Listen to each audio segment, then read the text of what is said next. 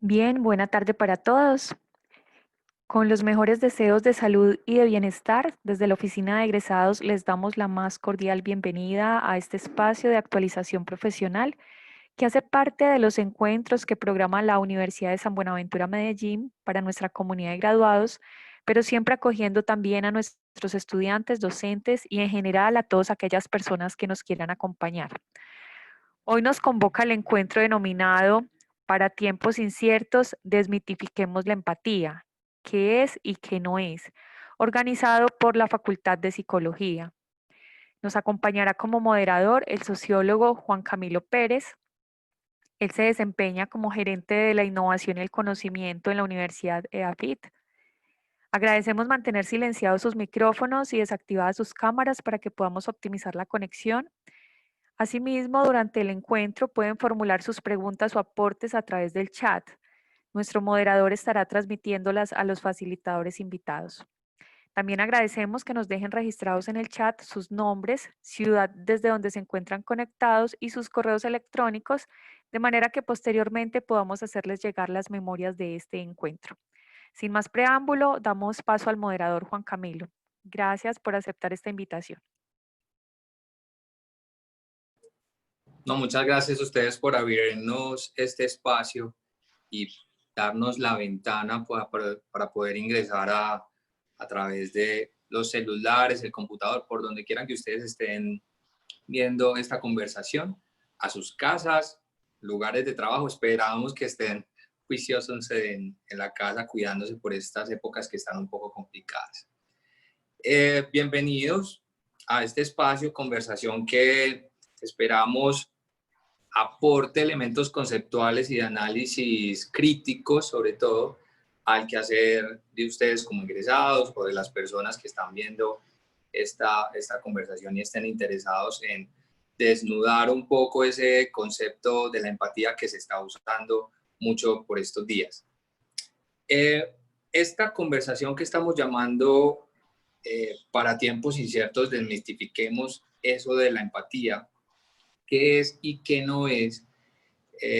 Tenemos como objetivo hacerle precisamente eso, una incisión, una examinación, como un corte realmente fuerte a lo que estamos abordando como la empatía, su narrativa y discurso en tiempos de crisis en nuestras organizaciones, en la sociedad, incluso en las conversaciones que tenemos en nuestro día a día con nuestros familiares, con nuestros amigos. Y que eso aporte un poco, no solamente al quehacer de ustedes, sino también al tema del liderazgo empresarial, de la gestión en la innovación y el conocimiento, del trabajo en el desarrollo, retención y atracción del talento en las organizaciones que posiblemente ustedes están liderando.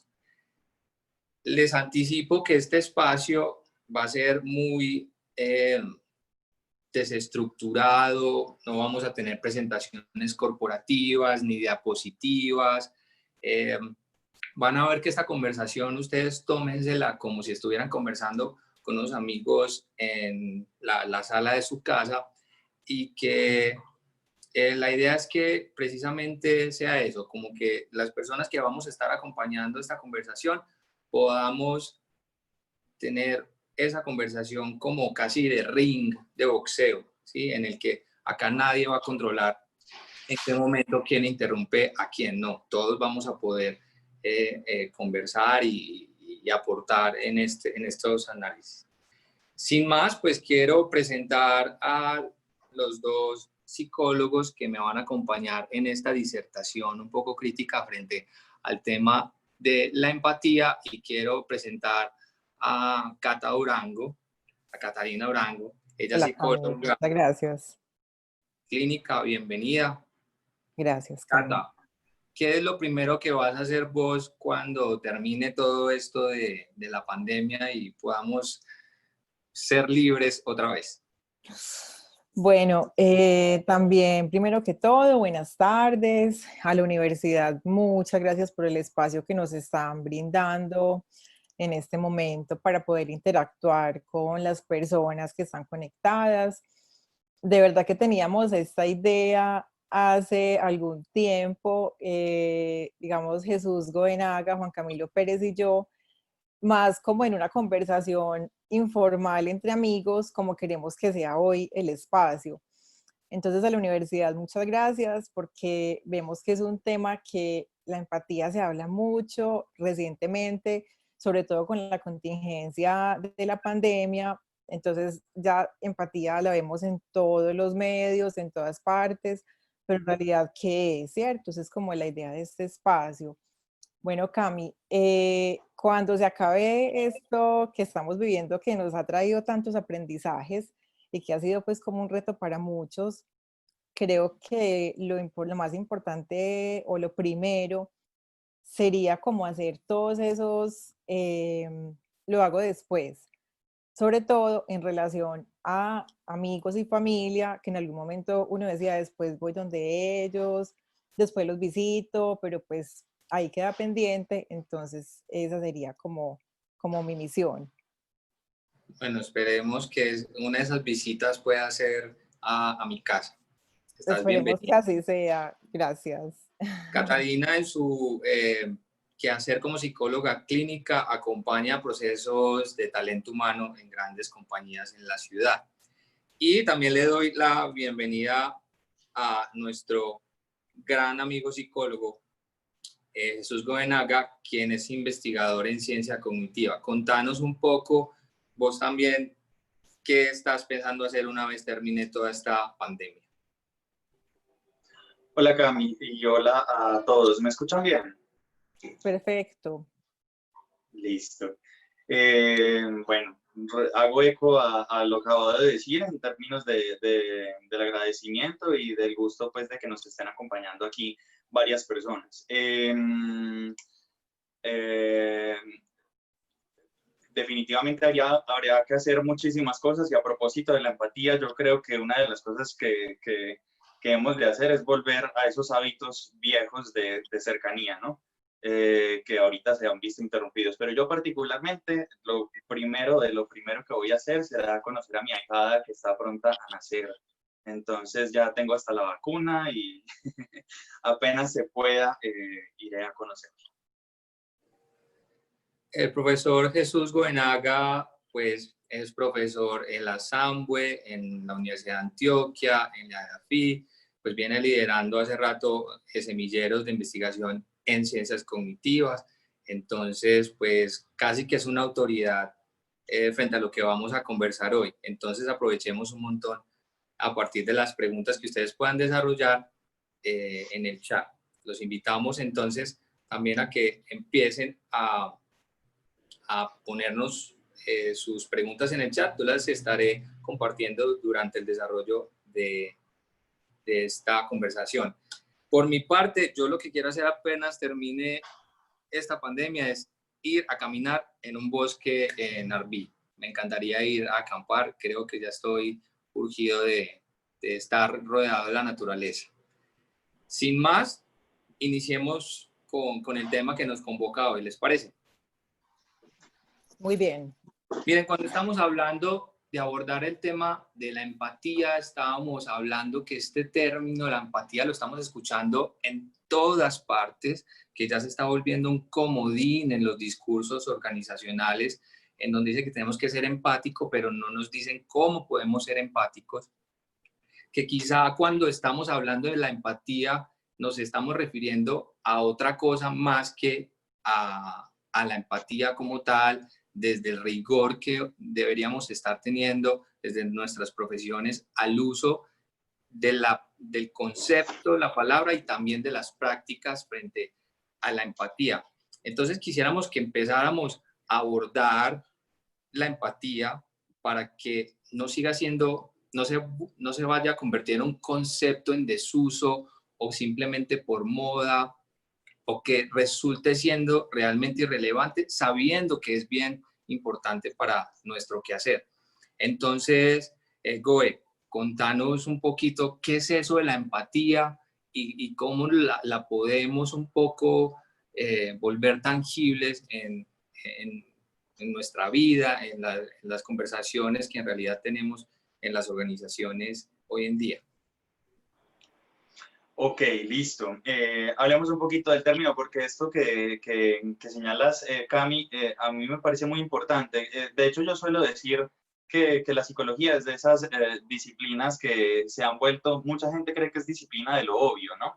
Entonces, es por eso que creemos que los conceptos psicológicos son conceptos, pues, evidentes, que a mí me gusta decir que eso no se puede hacer si, yo no puedo decir eso sobre, no sé, unos conceptos de la ingeniería de minas. ¿Por qué? Porque es que yo no tengo una mina en mi casa. Si yo tengo mina, probablemente sé hablar con mucha soltura de las cosas que hay dentro de una mina. Pero como yo no tengo una mina en mi casa comúnmente, entonces como que no me siento autorizado para hablar de esos términos porque no sé de ellos. El asunto con la psicología es que todos tenemos un cerebro, todos tenemos una mente y todos tenemos variables psicológicas dentro de nosotros y nuestra vida es lidiar con ellas, es lidiar con nuestra mente. Entonces nos creemos expertos y bueno, eso está muy bien. De hecho, es algo muy lindo porque nuestra vida es la conquista de nuestras variables psicológicas, pero en buena medida también a veces nos lleva a excesos o a errores. La empatía es uno de esos conceptos que está más vulgarizado, más confundido. Eh, Partiendo del discurso popular, entonces lo que vos decías, todo el mundo dice, ay, no, hay que ser empático, o bueno, seamos más empáticos, pero si tú preguntas, bueno, ¿cuál es la diferencia entre empático y simpático? O entre empático y amable. O ¿qué es de verdad empatía? Defíname empatía. Ah, no, es que es como cuando ponemos ejemplos, ¿cierto? No tenemos como una definición clara. Ahora uno dice, listo, perfecto, eso es normal que ocurra cuando soy ser humano de a pie, pero seguramente la psicología, seguramente la ciencia cognitiva que sabe de estos conceptos tiene la respuesta a qué es la empatía. Pues no. Resulta que dentro de la academia la empatía es también un concepto que se encuentra que todo el mundo sabe qué es y nadie sabe qué es. Todo el mundo sabe a qué nos referimos cuando hablamos de empatía. Sabemos que tiene que ver con emociones, sabemos que tiene que ver con yo poder leer cosas en el otro, sabemos que tiene que ver también con capacidad compasiva, con capacidad de yo sentirme unido afectivamente al otro, Esa inclusive expresión que comprender. hablan de ponerme en los zapatos del otro.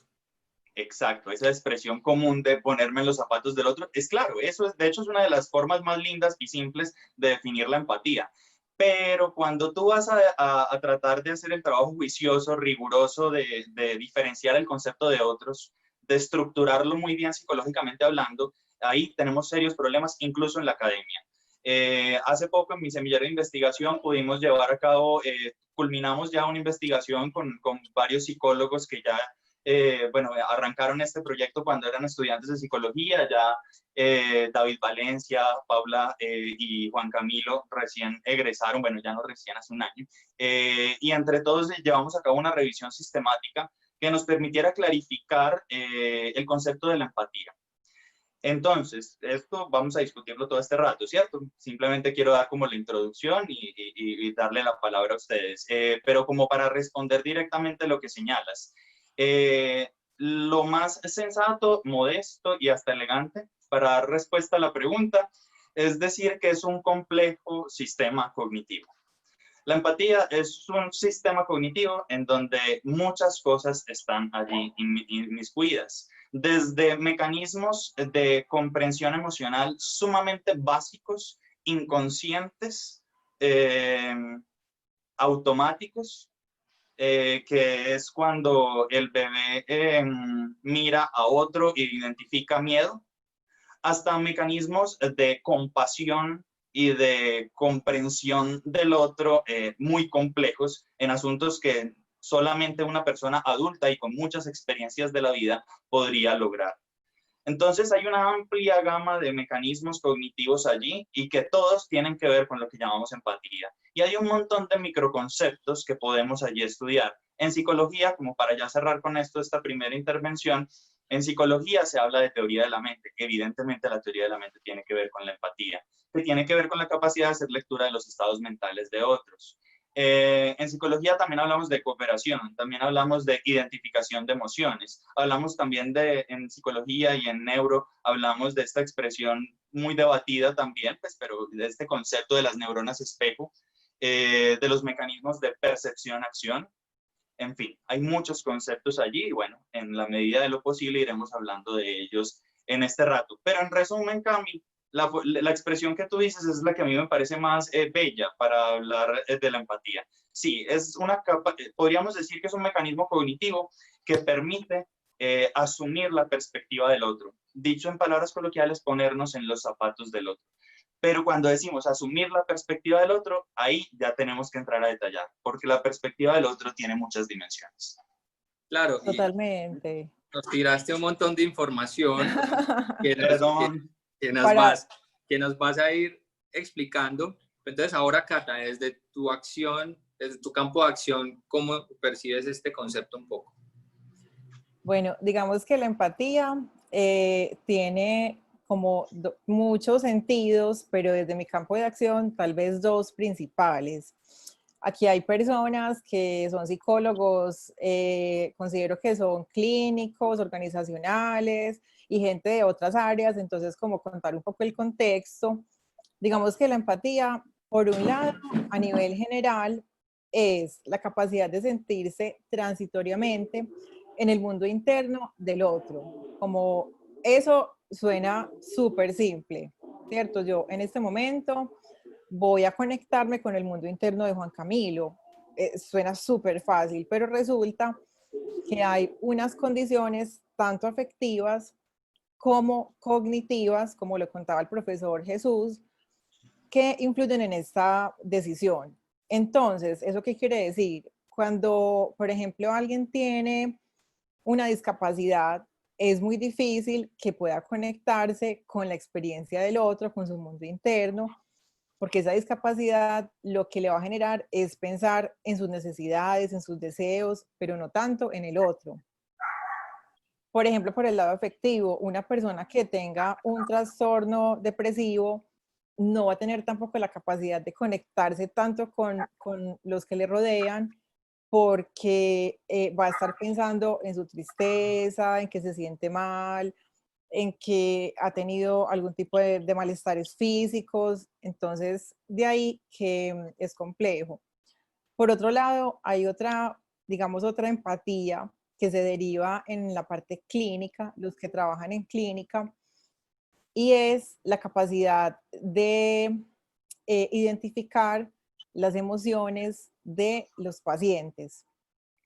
Es decir, a veces algunas personas llegan a consulta y ni siquiera pueden como reconocer lo que sienten, lo que les molesta, sino que, o cuando dicen, bueno, yo vine acá, pero ni sé por qué o no sé qué me pasa, en esos casos es muy común que eso suceda porque la sociedad nos ha llevado a que las emociones no son tan importantes o son secundarias. Entonces puede pasar que alguien diga, las emociones yo pues las reprimo o no pienso en ellas, o la gente le dice, pero usted es tan bobo, olvídese de eso no vale la pena. Entonces desde ahí que el mismo paciente no reconoce las emociones, pero el terapeuta está en capacidad de conectarse con esas emociones que pueden ser ira, pueden ser angustia.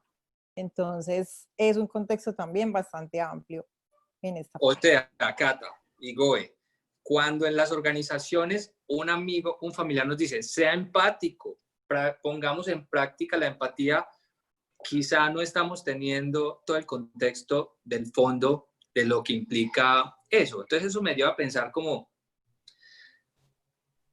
ese dicho que dicen, le estamos pidiendo peras al olmo. Pregunta acá, ¿todos tenemos la capacidad de ser empáticos así como nos lo piden en, todos los días? Y si eso en algún momento se está volviendo ya es una nueva obligación de la sociedad para las personas que estamos, no sé, en las universidades, en las compañías que nos dicen, sea empático, eso nos lo repiten todos los días. Pero ¿será que tenemos esa capacidad? ¿Se nos está volviendo una fuerza que no vamos a poder controlar después? Yo considero que sí, Cami, que es algo, incluso, mira que con la cuarentena, pues y con todo esto de la cantidad de gente que está en condiciones tan complejas, Entonces, casi que se está equiparando empatía con donaciones, por ejemplo. Entonces, si usted dona X cantidad de dinero, usted es una persona súper empática. Preguntabas, ¿todos tenemos la capacidad de ser empáticos? No todos la tenemos.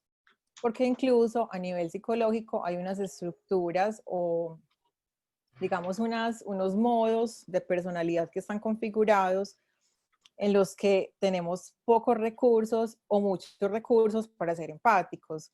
Entonces, por ejemplo, una persona que tenga muchos conflictos en su vida, que no tolere bien la ansiedad, una persona que, digamos, que no tenga buena comunicación con los otros, posiblemente se le va a dificultar tener esta empatía con todas las figuras con las que se relaciona.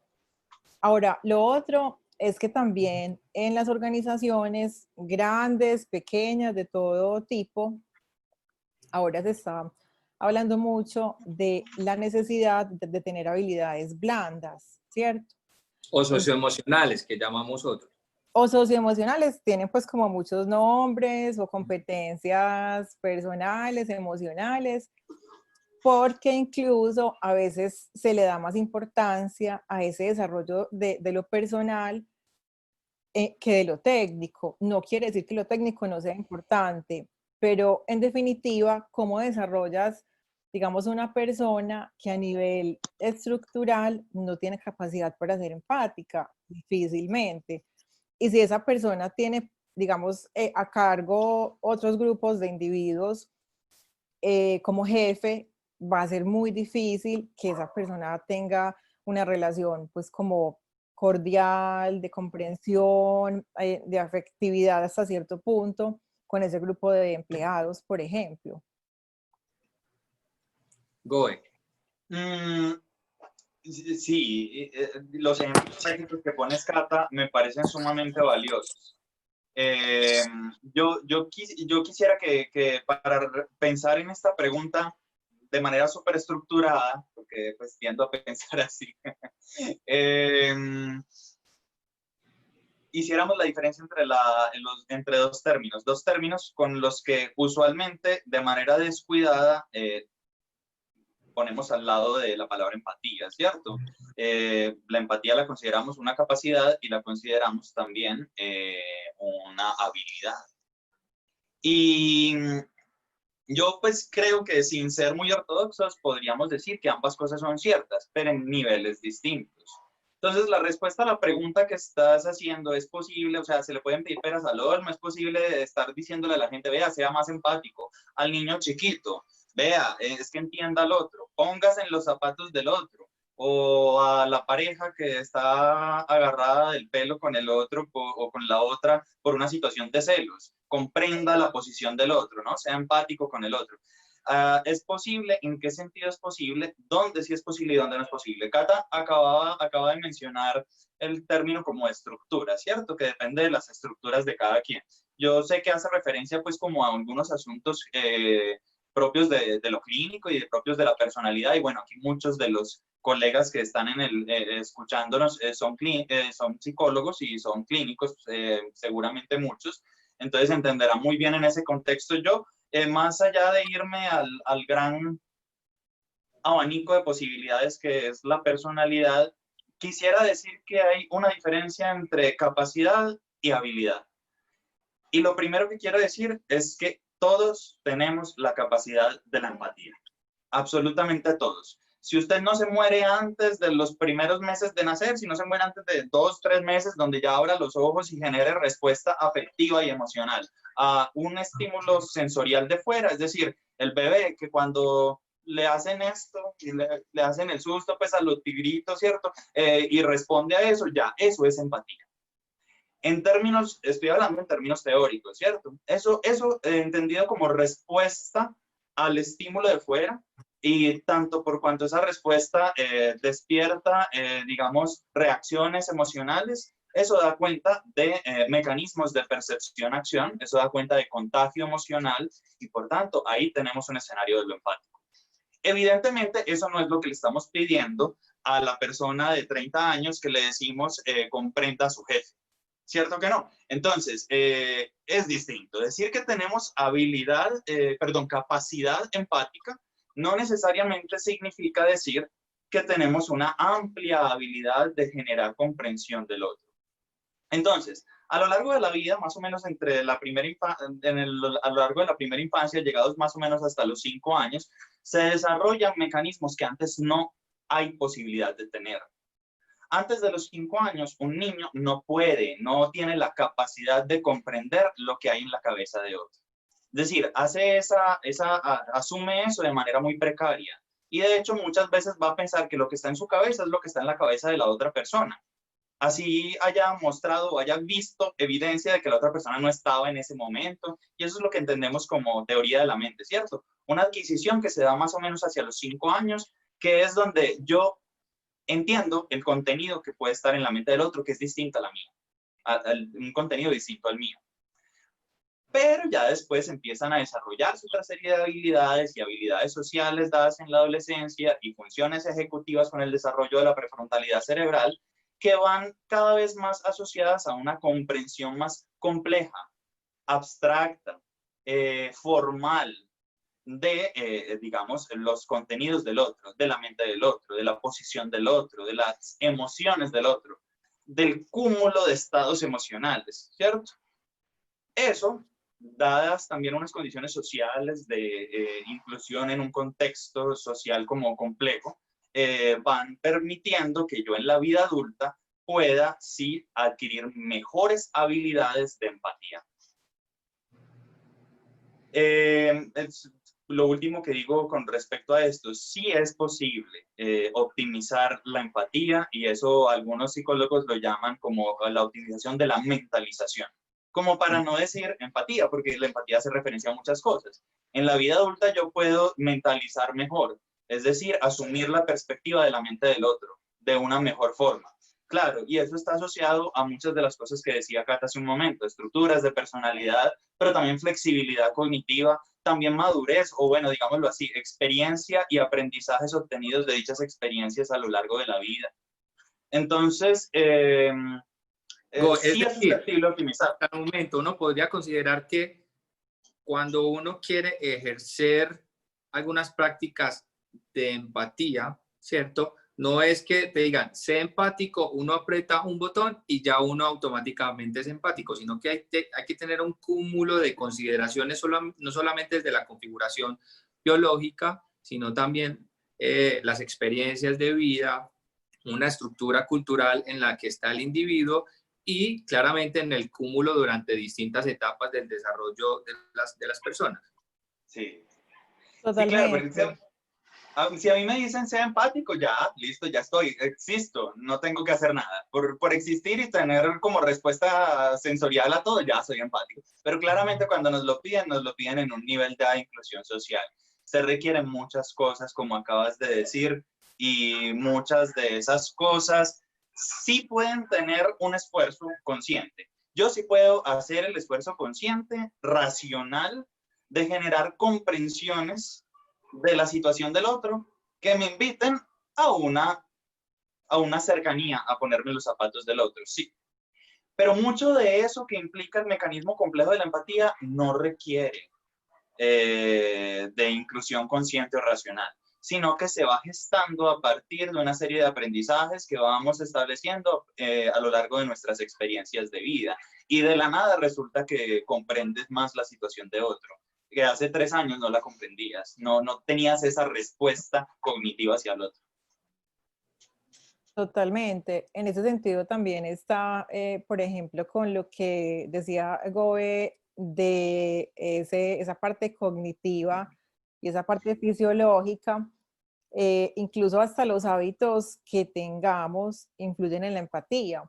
Por ejemplo, una persona que es un consumidor de sustancias, que ya está en una fase de abuso de sustancias, se le dificultará mucho tener empatía con los otros porque ya llega a generar incluso una condición en la que las demás personas, situaciones, su empleo, digamos que no les da tanta importancia o incluso no les importa nada, como decimos popularmente. Entonces, digamos que en ese sentido es como un ejemplo.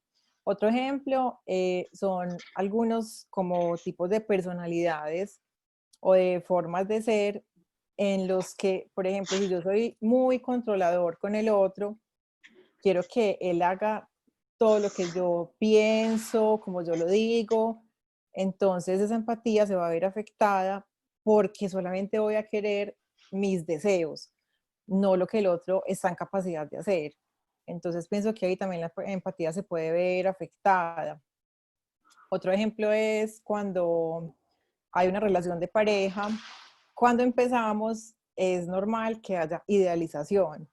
Esa idealización es ver en el otro todo lo positivo, todo lo que yo quiero ver en el otro, pero con el tiempo se va transformando en también verle sus defectos, las cosas no tan chéveres, pero algunas personas se quedan como en esa fase de idealización a largo plazo, lo que también genera como ese malestar con el otro cuando comete algo negativo, cuando hace algo que no estamos esperando, pero ¿por qué hiciste eso? ¿Qué te está pasando?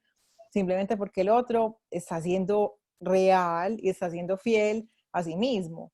Entonces pueden ser como muchos ejemplos en esos contextos en los que es complejo, digamos que la empatía está y está desde la infancia, cuando tenemos un cuidador, cuando ese cuidador nos acompaña, nos ayuda, cuando ese cuidador, por ejemplo, nos da alimento, nos da afecto, eso hace que el niño empiece como a generar también esa relación emocional y desde ahí empieza la empatía. Pero entonces hay diferentes como casi que grados, por decirlo así, o maneras de vivir la empatía. Una persona con una estructura narcisista, que es una estructura con dificultades en su autoestima y muy enfocada en sí, se le va a dificultar entonces ver al otro como un sujeto que siente, que tiene necesidades, un sujeto que también desea recibir cierto afecto, cariño. Entonces vemos que eso es pues como ese conjunto desde la perspectiva de Jesús, que es como tan cognitivo y neurociencias, también con la parte psicológica, se combinan todo el tiempo y hacen que en definitiva estemos en ese juego de la empatía. Qué tan empáticos somos, que definitivamente es individual y es diferente en cada uno. O sea, al parecer la empatía no es una sola, ¿sí? Sino que puede estar en distintos niveles y se puede expresar en distintos momentos de la vida y teniendo en cuenta que también se puede expresar en etapas distintas del ser. Y quisiera retomar un elemento que tú has mencionado en algunos de los ejemplos, es cuando yo uso el término de la empatía para tratar de influir sobre otros como un elemento en el uso del discurso. ¿Por qué? Porque la empatía en este momento está en boga. Todos creemos saber que esa empatía ya estamos mirando a partir de los insumos que ustedes, conceptuales y prácticos que nos están dando, que no lo es. Entonces, ¿ustedes cómo ven eso como cuando un jefe, digámoslo así, un líder de un equipo de trabajo dice, seamos empáticos y usa esa palabra es para tratar de influir sobre los otros, ¿sí? Y quien menos empático es esa persona. ¿Cómo vemos ahí esos usos discursivos de la empatía? Si me permiten, dale. una cosita, si me permiten, voy a ser disruptivo con esta respuesta, porque allí, aunque yo creo que no es un error sugerir que, pues, no es, pues si uno es flexible, uno dice, pues se entiende lo que está queriendo decir ese jefe de nuestro ejemplo, ¿cierto? Que seguro hay muchos que son así. Y jefes de familia, jefes de, en fin, de grupos, etcétera. Pero técnicamente hablando, eso no es empatía. Ahí sí me voy a atrever a señalarlo. ¿Por qué? Porque hace un momento, obviamente, estoy tratando de flexibilizar también un discurso que es rígido y compartiéndoles resultados de investigaciones que hemos explorado, pero pues insisto, hay flexibilidad. Pero ¿por qué diría yo que eso no es empatía? Porque hace un rato les dije que la empatía parece dar cuenta de una colección de mecanismos cognitivos, no comportamentales. Entonces, ¿el comportamiento empático es empatía o es otra cosa? Es decir, cuando yo me comporto de manera compasiva, cuando yo tengo lo que se llama comportamiento prosocial, ¿eso es empatía? Pues evidentemente es un comportamiento que tiene que dar cuenta de un sustrato cognitivo, o sea, no puede salir un comportamiento de la nada. Surge de una serie de mecanismos mentales y de conexiones neuronales. Pero ese comportamiento entonces per se tendría que definir también como empatía. Yo creería que no hay lío. Podríamos decir que sí, como para ser flexibles. Pero técnicamente hablando y en términos de la academia, y si queremos ser muy rigurosos con el concepto, diríamos que no. De hecho, por eso los autores, Nancy Eisenberg, incluso otros que trabajan desde los mecanismos de la cooperación, como Michael Tomasello y otros, diferencian la empatía de estos mecanismos comportamentales y se suele hablar de comportamiento prosocial o de conducta prosocial. Ahí es cuando, por ejemplo, y en ese también tenemos un abanico de posibilidades, porque está desde este ejemplo que nos decía Cata, de entonces el que da una donación, hasta aquel que de verdad, digamos, tiene un comportamiento compasivo, un comportamiento de compartir con el otro, un comportamiento de consuelo hacia el otro. Asunto que no lo hemos dicho, pero por cierto, esto ni el comportamiento ni la respuesta cognitiva es exclusivo de los humanos. Eso está en todos los mamíferos, pero en todos. ¿Que es diferente? Sí, definitivamente. Pero a veces creemos que eso es una cosa así súper, hiper, mega humana y que somos lo más lindo de la creación y lo más maravilloso. Y no es exclusivo nuestro. Y la verdad es que empatía tenemos y muchas evidencias empíricas con muchas investigaciones en primates, en muchos tipos de primates. Entonces, yo creo que cuando el jefe hace eso, Cami, lo que está tratando de hacer es elicitar el comportamiento prosocial entre su grupo de apoyo. Eso visto, pues si está acompañado no solamente de una instrucción explícita, sino de un ambiente que lo posibilita, creo que es muy positivo. Creo que es muy positivo que se invite a eso, porque además es una iniciativa que surge desde la autoridad o digamos el liderazgo, que permite, pues, sí, ponernos a pensar en acciones que sean colaborativas, que sean productos de mecanismos cognitivos empáticos, ¿cierto? Pero yo creo que está promoviendo es el comportamiento prosocial, más que la empatía. Sí, Cata, totalmente.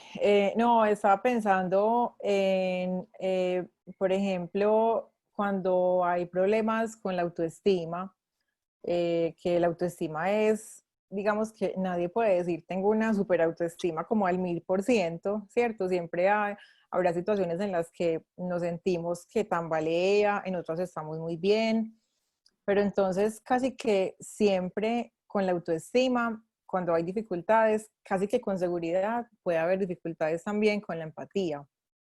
Entonces, cuando un jefe se encuentra con un empleado o un colaborador con esa condición, digamos que es muy difícil que él lo desarrolle solo porque otro se lo nombra o se lo solicita. Digamos que también está ese contexto en el que, bueno, decimos, cuando tenemos relación con un jefe y ese jefe no entiende las necesidades de los empleados, es cuando decimos, bueno, ¿hasta qué punto las debe comprender y flexibilizarse? ¿O hasta qué punto este empleado está en un lugar en el que no se le potencian sus conocimientos y capacidades? Hay una autora que se llama Arantxa Ruiz, que ella es española y ha trabajado mucho la marca personal en el contexto organizacional. Y ella, por ejemplo, es de las que afirma que no hay una persona que no tenga talentos, sino que hay lugares en los que esos talentos no se desarrollan. Entonces, si estás en un cargo, estás en una posición, estás incluso en una compañía que te está exigiendo esa empatía como de manera permanente, ¿será que sí es tu lugar o será que tu lugar es otro? Porque también pueden haber exigencias pues como a nivel de políticas corporativas. Hay lugares en los que, por ejemplo, eso no es tan importante, no es tan relevante. Y lo otro es que también se tiende a pensar, o pensamos mucho pues como en ciencias sociales y humanas, que las profesiones que son más como de ciencias exactas tienden a ser personas que no son tan empáticas, pero definitivamente ahí habría que confrontar esa teoría, pues o esa hipótesis más bien, y corroborarla porque como ya nos explicó Jesús, es algo individual, definitivamente, por el hecho como ya de estar en ese desarrollo evolutivo desde la infancia, estamos ya desarrollando una empatía progresiva a través del tiempo. Tal vez en las áreas sociales y humanas se requiere un nivel de empatía mucho más alto porque estamos en contacto todo el tiempo con personas que nos expresan sus sufrimientos, sus angustias. Entonces tal vez una empatía diferente, pero creo que todos podemos como tener esa capacidad de manejarla, eso sí, en diferentes niveles. Esto está realmente interesante. Espero que las personas que nos están acompañando en esta sección estén encontrando elementos que incluso les esté debatiendo eso como que, uy, yo nunca me había dado a la tarea de pensar en esto de la empatía. ¿Será que estoy usando este término de manera desprovista en mi lenguaje, dentro de mis conversaciones en la organización, dentro de mis conversaciones personales? Esperemos les esté moviendo por allá y estemos aprendiendo algo nuevo acá. ¿Qué tal Todos si hemos usado mal analizamos? el término. ¿Cómo? Todos hemos usado mal el término, yo creo, o descuidadamente el término. Yo estoy seguro que sí. ¿Qué les parece esta siguiente frase que escuché de un ingeniero muy famoso de la ciudad de Medellín recientemente que decía, tenemos que ser empático con los datos, refiriéndose a que teníamos que tratar de entender un poco los datos que nos arrojaba cualquier, y yo que trabajo en el campo de la innovación y el conocimiento, los datos son realmente importantes. ¿Qué opinión les merece a ustedes esa afirmación? No, Es muy metafórica. complejo, sí. Yo creo que es una expresión metafórica que, o al menos debería ser de verdad metafórica, ¿cierto? Pues porque Esperaríamos realmente los mecanismos empáticos deberían poderse activar con eventos y sucesos similares a los nuestros. Es por eso que de hecho las investigaciones muestran que es mucho más fácil responder de manera empática y digamos, generar una serie de efectos empáticos con, primero, con miembros de nuestra raza, ¿cierto? Aunque eso ha ido cambiando en la contemporaneidad de nuestra raza, no de nuestra especie, iba a decir. Eso ha ido cambiando en nuestra contemporaneidad, donde ha habido una ola de activación hacia digamos, la valoración del animal. Y hay mucha empatía hacia, sobre todo, nuestras mascotas, ¿cierto? Sin embargo, hay una, digamos, sensibilidad particular hacia las personas que son más cercanas a nosotros, incluso bajo asuntos muy superficiales. Estudios experimentales clásicos muestran cómo los niños de bebés o muy chiquitos, pues, si les presentan un montón de mujeres, van a elegir aquella que se parece más a su mamá. La fotografía, perdón, le presentan un montón de fotografías de mujeres y van a elegir aquella que se parece más a su mamá. O van a elegir, si no hay ninguna que se parezca a su mamá, van a elegir aquella que tenga el mayor parecido con él. Su color de pelo, su color de piel, su color de ojos, etc. Por eso también empatizamos con los que son más cercanos a nosotros en experiencias. Eso suele ocurrir en contemporaneidad, digamos, de edades con nuestros amigos, pero también en puntos de encuentro con tantas cosas, pues, de nuestras vidas. En fin, cuando nosotros reaccionamos empáticamente con entidades mentales. No, yo no creo que se pueda decir que yo empatizo con el agua. Yo no me puedo poner en el lugar del agua porque es que el agua no tiene un lugar cognitivo que asumir. El agua no tiene una mente, hasta donde sabemos. Eh, pero el Por lo menos punto no es, desde la teoría.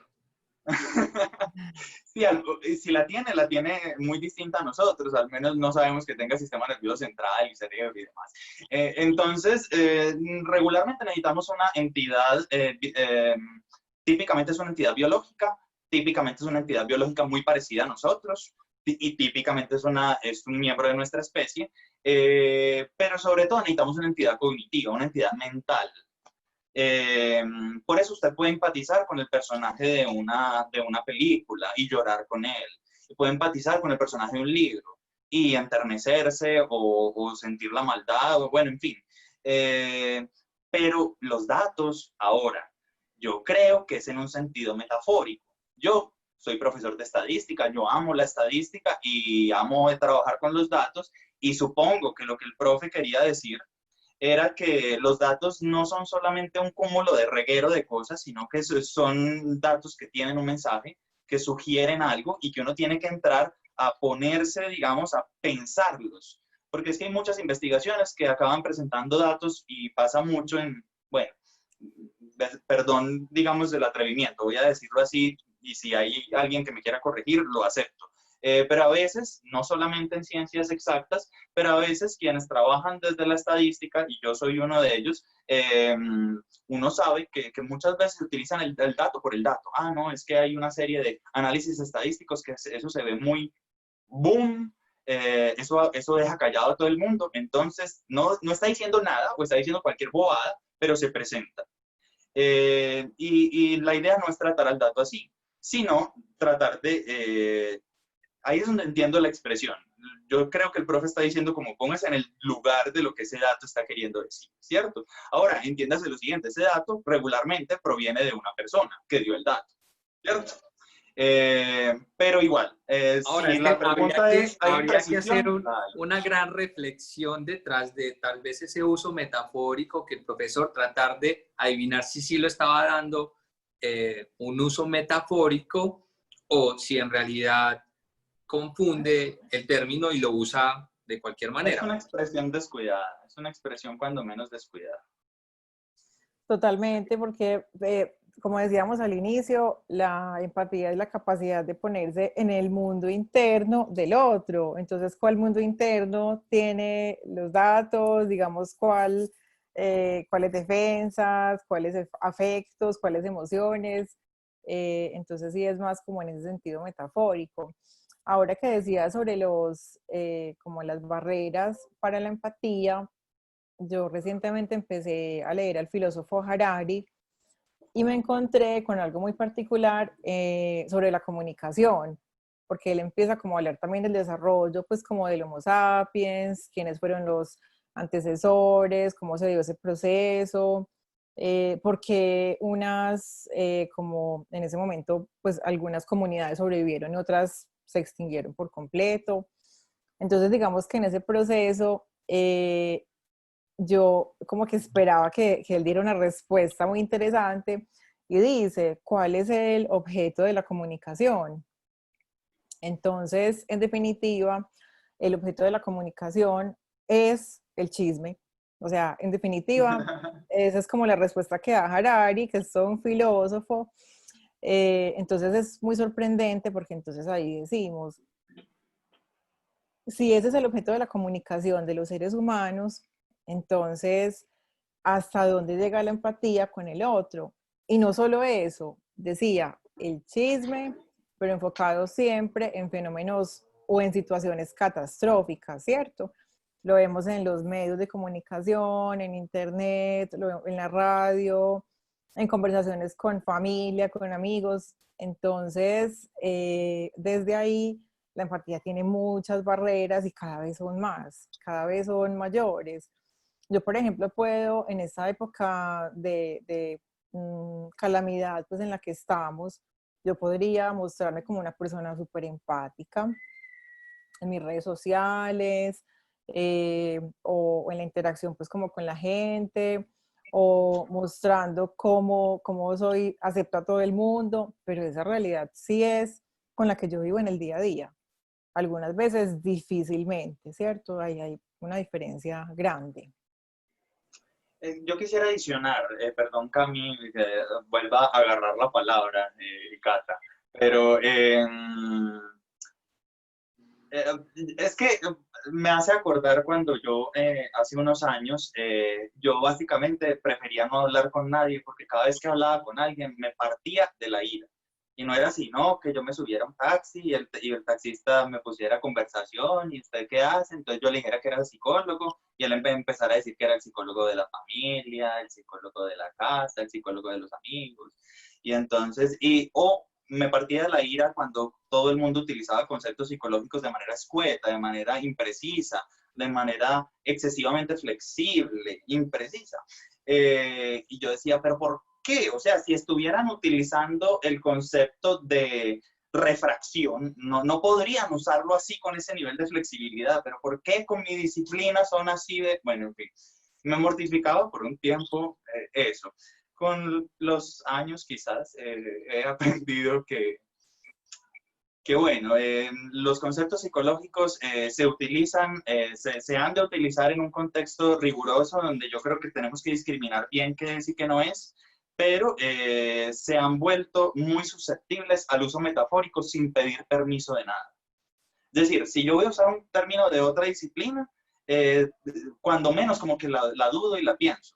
Pero si son términos psicológicos, nos permitimos sin pedir permiso, sin tener ningún cuidado, de ser excesivamente flexibles y de ser metafóricos y de aludir a imprecisiones.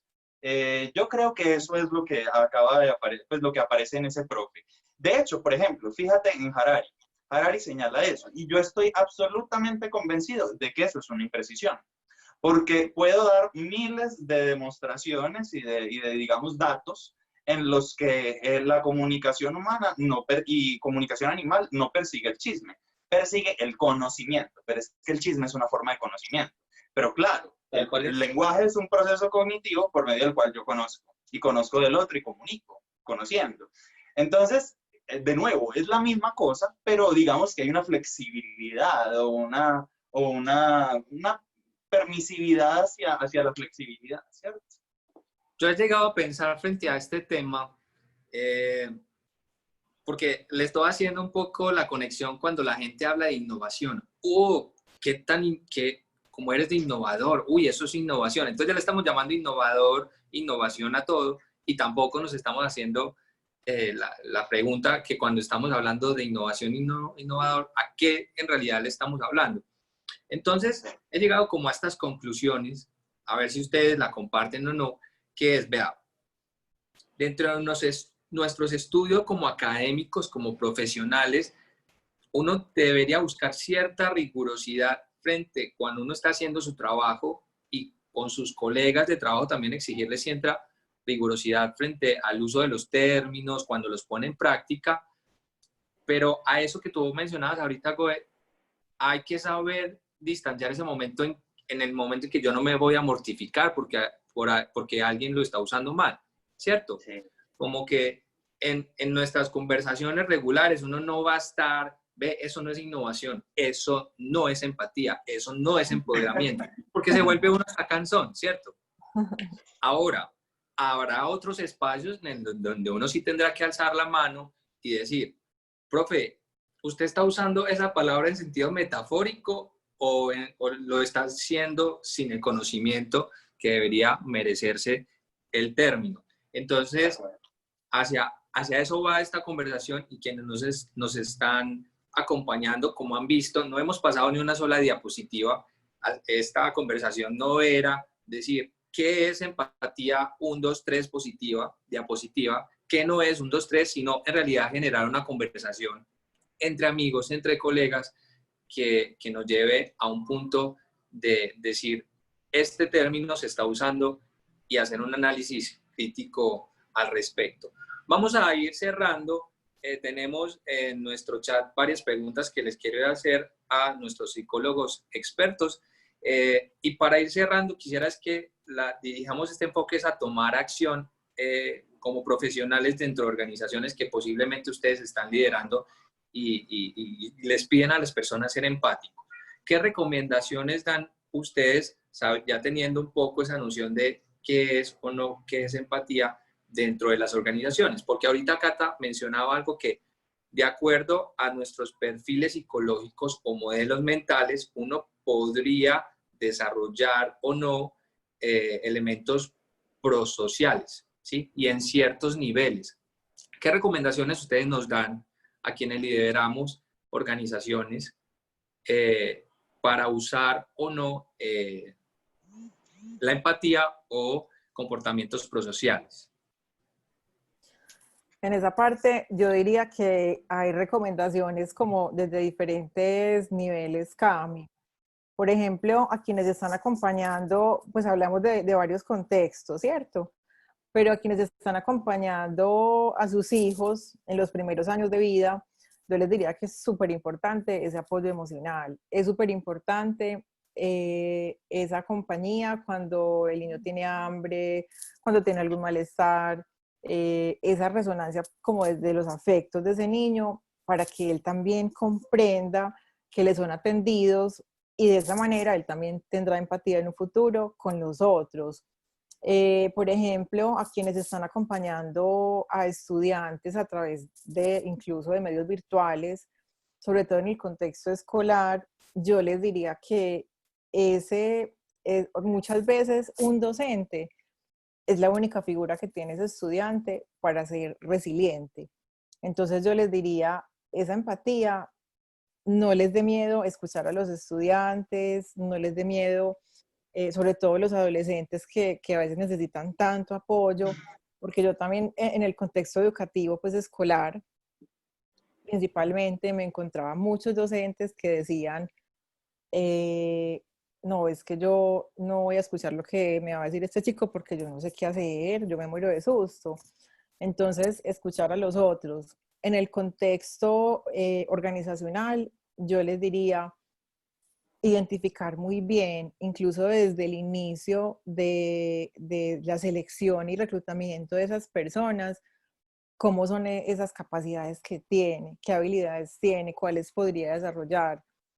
Es muy común que en el medio organizacional, quienes lideran talento humano, sean personas como de administración, incluso de derecho, ingenierías, pero entonces ahora se está implementando mucho un modelo como un poco diferente y es identificar desde la parte clínica ese otro, qué habilidades tiene, qué podría desarrollar, que de pronto esos perfiles como administradores, ingenieros, abogados son súper valiosos en talento humano, pero de pronto las competencias son como diversas, ¿cierto?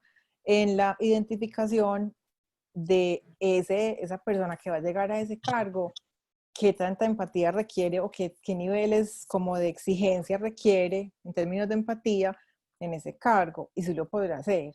¿O será Cata, que respóndeme esta pregunta que nos hace Kelly Tobón en el chat. sí, sí. Para tener esa capacidad empática, Uh-huh. es de alguna manera necesario tener conocimiento de sí mismo. Completamente. Ahorita nombrábamos que casi siempre quienes tienen dificultades con la autoestima, desde la parte pues como de la psicología clínica, tienen dificultades con la empatía con los otros. Pienso que ese reconocimiento personal es clave para todo. Es clave también para saber, incluso, hay una parte que nos ha faltado pues como abordar, pero acá la hablamos rápidamente, y es hasta dónde puedo llegar en relación al otro y hasta dónde lo que el otro está como manifestando me afecta. ¿O será que yo tengo una empatía con todo el mundo y yo estoy en contacto con todos y les ayudo a todos hasta llegar a afectarme yo? Ese límite también hay que tenerlo y hay que manejarlo de tal manera que no nos abrume. Entonces el reconocimiento personal es la base de todo y como decía ahora Goe, ese reconocimiento se desarrolla a través de la vida, a través de las experiencias. Por ejemplo, quienes acuden a terapia también lo pueden como empezar a revisar. Hay varias formas, pero es decir, no quiere decir que porque alguien tuvo experiencias en la infancia traumáticas no las pueda cambiar. Se pueden resignificar en la adultez, solo que el camino es largo. Yo quisiera complementar a lo que acabas de decir, Cata. Bueno, diciendo pues como un par de ideas más, sumando un par de ideas. Lo primero es que yo creo que tenemos que entender que aquel que desarrolla mayores y mejores habilidades empáticas, porque insisto, la capacidad no se desarrolla, la capacidad usted la tiene o no la tiene, ¿cierto? Regularmente todos tenemos capacidades empáticas, ¿cierto? Sí hay algunos que no desarrollan algunas capacidades en la primera infancia, y típicamente eso tiene que ver con problemas, con patologías específicas, ¿cierto? Pero más allá de eso, la capacidad está o no está, ¿vale? Pero las habilidades empáticas, sean ya a nivel comportamental como efectos, o sea, por ejemplo, conductas prosociales, u otras comprensiones cognitivas empáticas que podemos ir cada vez mejorando, desarrollando con todas esas herramientas que Cata acaba de mencionar.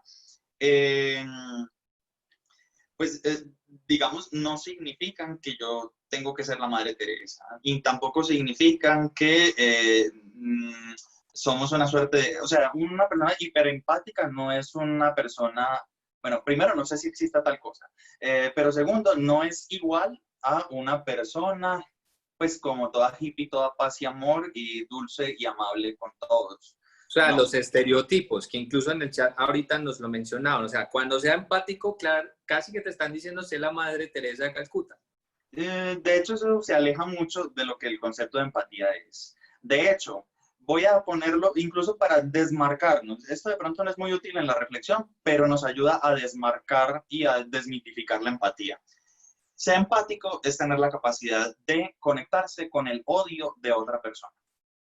Si una persona está odiando y me da sus argumentos y su sentir, o yo veo algo y yo siento ese odio, estoy empatizando con el que odia. Estoy conectándome afectivamente con él. Eso es empatía, ¿cierto? Entonces, desmitifiquémosla, saquémosla de esa lógica en el que es ser como paz y amor y todo. Eso por un lado. Pero, pues, sin lugar a dudas, sí hemos estudiado y comprendido la empatía dentro de un marco de mayor comprensión a las dinámicas mentales del otro, y es por eso que lo que decía hace un rato también Cata, sí es esperable y es muy normal que haya mejores habilidades empáticas, por ejemplo, en un psicólogo clínico que en un matemático teórico, en un físico, ¿cierto? Que está todo el tiempo en el laboratorio, que tiene menos experiencias de intercambio social con el otro, ¿cierto? Porque no desarrolla las mismas habilidades sociales que sin lugar a dudas le dan elementos para generar comprensiones del otro.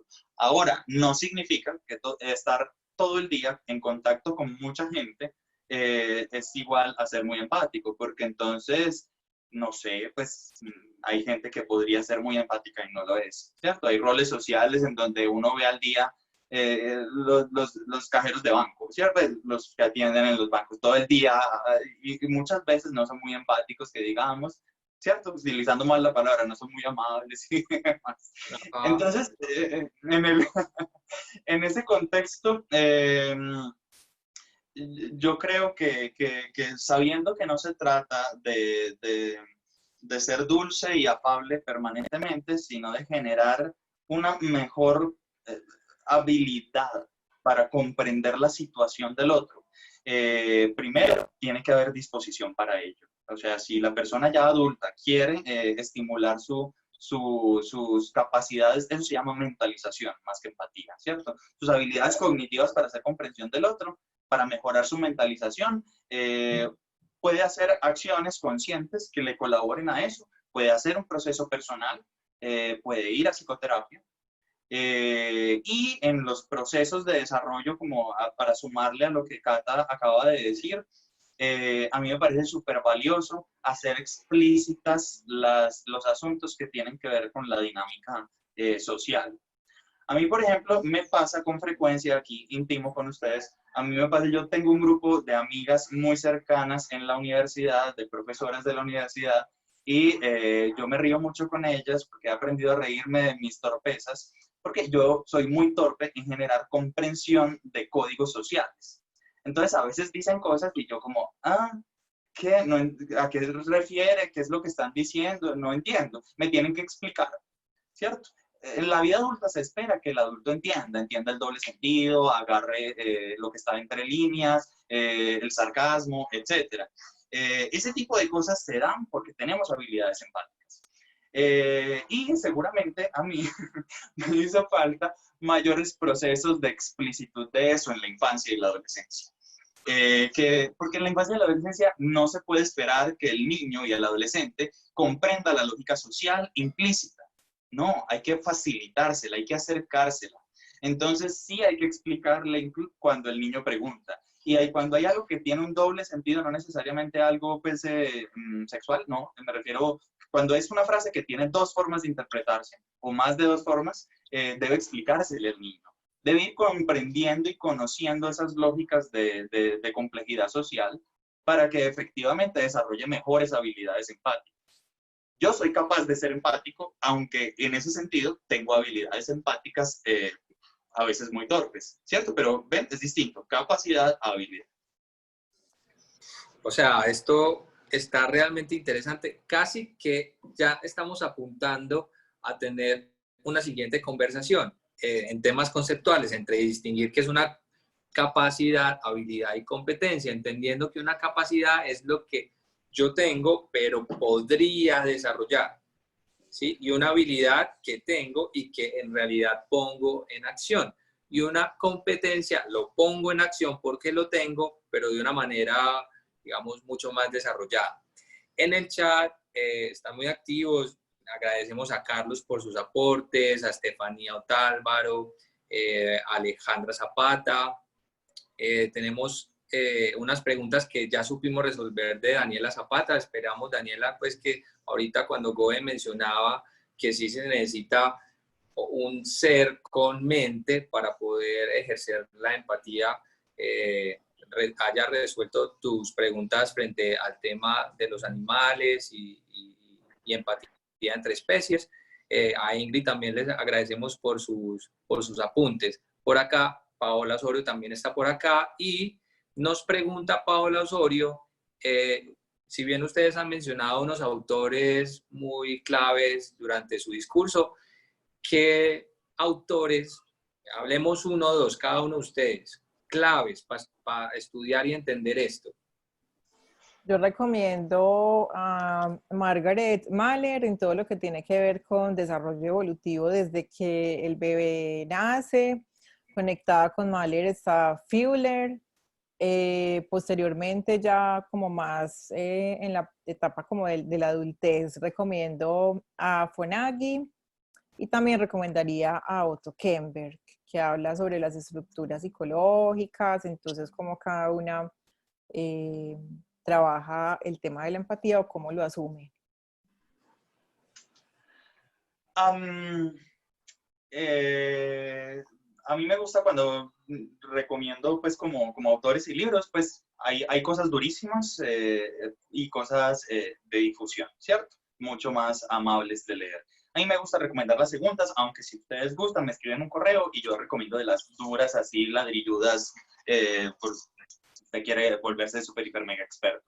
Pero hay un texto de difusión que es absolutamente precioso de Michael Tomasello, que mezcla la psicología evolucionista con los estudios, pues, digamos, del desarrollo. Y se llama ¿Por qué cooperamos? En realidad es una transcripción de un grupo de conferencias de Tomasello. Michael Tomasello, ¿Por qué cooperamos? Se llama el texto. Más o menos reciente, pues no debe tener más de 10 años, porque cooperamos, bueno, no sé, debe ser de la primera década del 2000. Eso como para entender dinámicas de lo segundo, digamos de la parte comportamental, del comportamiento prosocial de nuestra especie.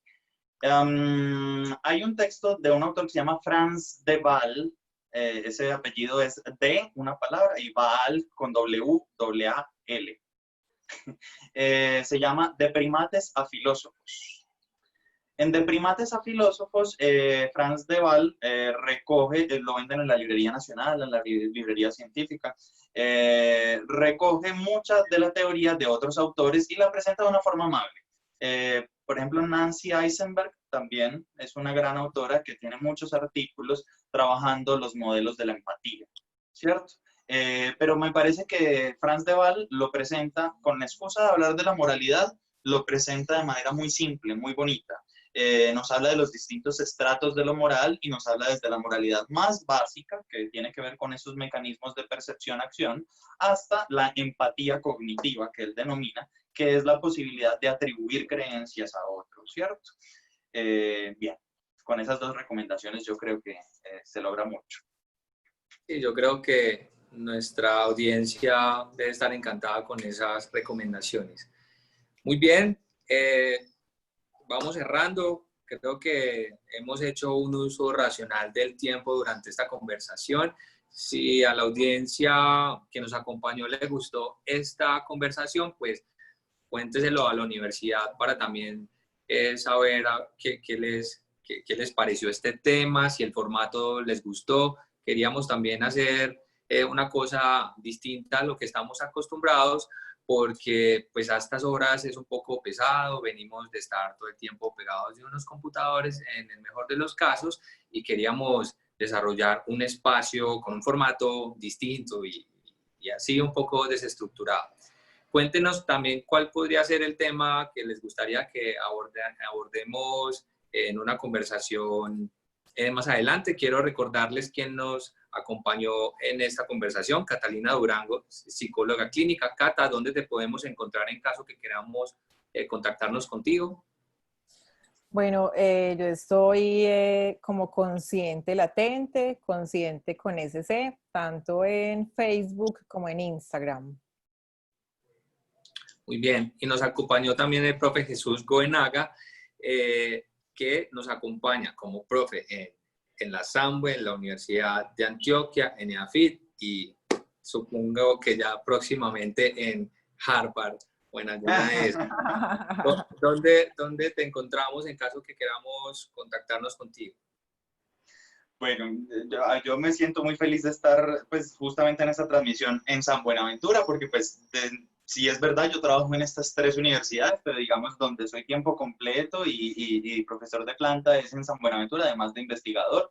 Es la institución que me ha abierto las puertas y considero es una maravillosa institución que posibilita espacios tan chéveres como estos. Así que me pueden escribir a mi correo de San Buenaventura, es jesús.goenaga, evidentemente Jesús sin tilde, por el correo, jesús.goenaga, @usbmed de Medellín, USB de Universidad San Buenaventura, med.edu.co. Repito, jesús.goenaga, @usbmed.edu.co. Muchas gracias. Para quienes estén interesados en ver cómo estos comportamientos prosociales y lo empático está ligado al mundo del emprendimiento y la innovación, me encuentran Juan Camilo Pérez en Vértice-IN. Esa es la organización que yo represento, que trabajamos en temas de innovación y emprendimiento en la ciudad de Medellín. Y bueno, esperamos próximamente en Latinoamérica. Agradecemos a los expertos que nos acompañaron acá, a ustedes por estar en esta conversación, por lo que nos aportaron en el chat y esperamos vernos en una próxima ocasión. Nos estamos viendo. Gracias. Claro que a la sí, muchas universidad, gracias. muchas gracias y a todos Muchas los gracias a asistentes. ustedes. Mil gracias. Les recordamos que nos pueden dejar registrados sus correos electrónicos en el chat para hacerles llegar posteriormente las memorias de este encuentro. Agradecemos entonces a la Facultad de Psicología y por supuesto a los facilitadores Juan Camilo Pérez, Catalina Durango y Jesús Goenaga por compartirnos estos valiosos conocimientos y experiencias. A nuestros egresados y en general a todos los asistentes, muchas gracias por la participación y les invitamos a estar atentos a otros encuentros de actualización profesional. Muchas gracias a todos y los mejores deseos de paz y bien para ustedes y para sus seres queridos. Gracias. Hasta luego. Chao, gracias.